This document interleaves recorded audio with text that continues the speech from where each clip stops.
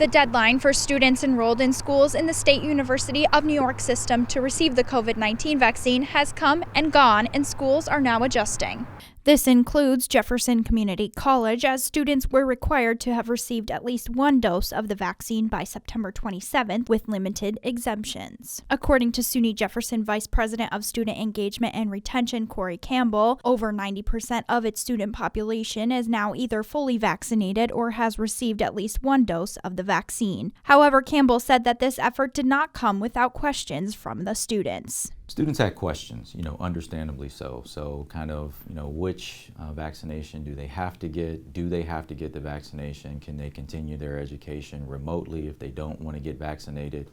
And so our goal was really twofold. One, to keep the campus as safe as possible, and then two, to ensure that all students could continue their education even if they decided not to get the vaccination. Now JCC is taking steps in following mandates issued by New York State. Those students who are unvaccinated are now restricted from participating in any on-campus classes, activities, or events. So they would still have access to any services that can be offered remotely, but as part of the mandate, all SUNY students would have to be fully vaccinated in order to come to campus or take on-campus classes.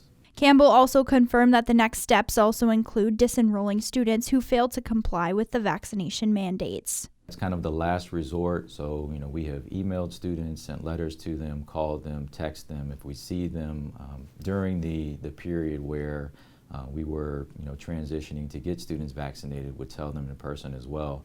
But unfortunately, we have had to unenroll some students based on just not getting any type of information.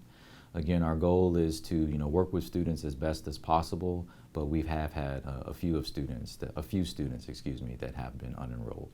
And as the start of the school year again looked different for SUNY Jefferson, Campbell applauded the students and employees, as the university has not seen high rates of the coronavirus on campus, and urged the community to continue following precautions this fall. We've been able to stay well under a 1% positive COVID range throughout the entire course of the pandemic. The more people that are vaccinated, the more that we're social distancing, the more that we're wearing our mask, ideally then, COVID will start to dissipate. And that's the whole goal. Nobody wants to wear a mask, nobody wants to do these things. However, it's necessary to be safe. And so the more we do this, then ideally we can get on the other side of COVID and get back to do the things that we really want to do.